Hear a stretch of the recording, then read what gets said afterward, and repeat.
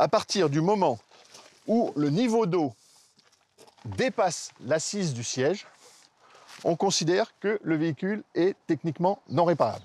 L'assise du siège, c'est la zone où les fixations du siège sont boulonnées sur le plancher. Donc c'est même plus bas que ça, c'est carrément au niveau du plancher. C'est dans le plancher que se cache le réseau électrique. Une fois mouillé, les fils se corrodent et provoquent des faux contacts dramatiques. Ça peut être le calculateur moteur qui d'un coup se coupe. Vous êtes en train de doubler un camion, tout d'un coup vous n'avez plus de moteur parce que le calculateur qui a pris de l'humidité, eh bien il y a un court-circuit à l'intérieur ou autre. Des problèmes de régulateur de vitesse qui peuvent rester en fonction. Des systèmes de freinage ABS qui ne fonctionnent plus. Enfin bref, un tel véhicule ne peut en aucun cas être mis en circulation. C'est pas possible. C'est extrêmement dangereux. Pourtant, quel dommage. Certaines voitures sont à peine cabossées. Après un bon coup de chiffon et une bonne révision, elles seraient comme neuves. Eh bien, c'est exactement ce que se sont dit certains casseurs, qu'il y avait là un bon coup financier à faire, quitte à envoyer sur nos routes des cercueils roulants. Oui, elle arrivait à peu près à ce niveau-là. Voici les photos de sa voiture. L'eau s'est arrêtée à quelques centimètres du toit. La boue s'est infiltrée partout. Son assurance lui signifie que son auto est bonne pour être détruite dans une casse. La réparation du véhicule n'est manifestement pas envisageable. Le véhicule est techniquement non réparable. Elle est partie en épave. La voiture de Robert devrait donc être détruite. Seulement, ce n'est pas ce qui s'est passé. Mais alors, pas du tout. La voiture de Robert, nous l'avons retrouvée intacte, mise en vente sur le site internet de ce marchand de véhicules d'occasion. Pour preuve, les plaques d'immatriculation sont rigoureusement les mêmes.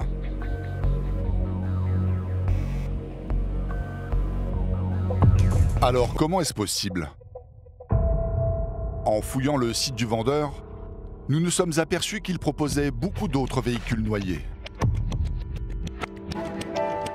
Voici celle de Robert. La fiche technique précise bien que la voiture a été inondée. Mais malgré cette honnête apparence, le garagiste a l'interdiction formelle de la vendre. Encore une fois, la loi l'oblige à la détruire. Nous avons donc pris le train pour aller rencontrer ce vendeur. Il se trouve en Belgique. Son garage se trouve dans cette petite ville à une demi-heure de la frontière française. Pour ne pas éveiller les soupçons, nous nous faisons passer pour des acheteurs. Bonjour. Bonjour. On vient voir quelques voitures pour la autoroute. Nous découvrons que la plupart sont immatriculées 06, le département des Alpes-Maritimes, lieu des inondations. Certaines portent même encore l'inscription TNR, pour techniquement non réparable. Nous demandons à essayer une voiture qui a pris l'eau.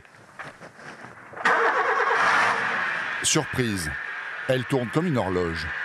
De quoi donner l'envie de l'acheter.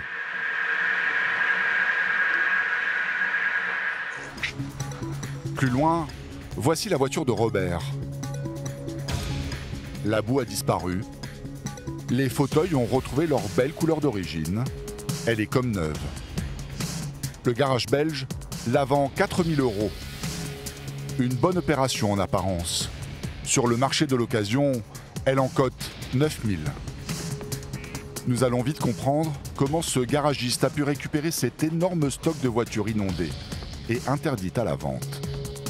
Il les achète à certains casseurs de la Côte d'Azur qu'il connaît bien. J'ai vu qu'il y avait beaucoup de 06. Elles viennent beaucoup des Alpes-Maritimes. C'est quoi, c'est les inondations? C'est ça? Oui. On les vend en Pologne, en Russie, en Belgique, il n'y a pas de problème. En Allemagne, il n'y a pas de problème. Moi, j'habite dans le sud, c'est moi qui fais tous les achats sur place. Ouais. Mais c'est moi le patron ici. Il y aurait donc un petit arrangement illégal entre ces garages et certains casseurs de la Côte d'Azur. Selon Michel Benezra, avocat spécialiste en droit automobile, et ça se voit, vu son mobilier. Ce genre de trafic peut coûter gros à ceux qui l'organisent.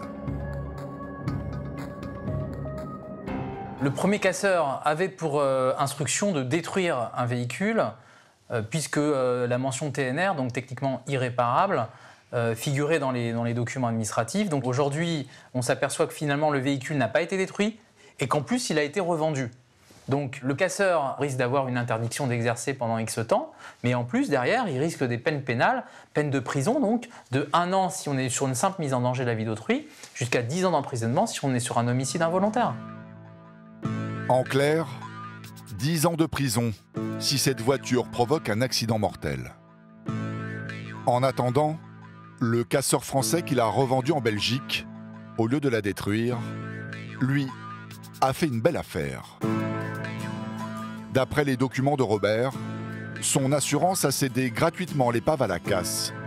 C'est écrit ici, noir sur blanc, 0 €.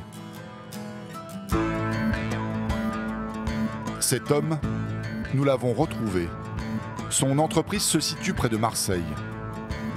Après de multiples essais, nous réussissons à joindre le patron de la casse. À demi-mot, il reconnaît que la voiture aurait dû être broyée. Toutes les TNR étaient censées normalement être détruites, être mises en pièces. La finalité du véhicule, elle doit être détruite. Alors que là, elles ne le sont pas. Elle doit l'être. Il n'y a pas de compte à rendre. Non, non, absolument, mais moi je cherche à avoir des réponses, monsieur, aux questions qu'on se pose. Je vais les chercher ailleurs. Bah,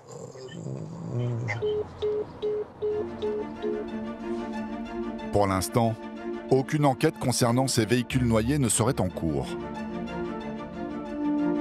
Le manque de suivi des épaves faciliterait ce genre de fraude. La plupart du temps, les enquêtes ne s'ouvrent que lorsqu'il y a des victimes.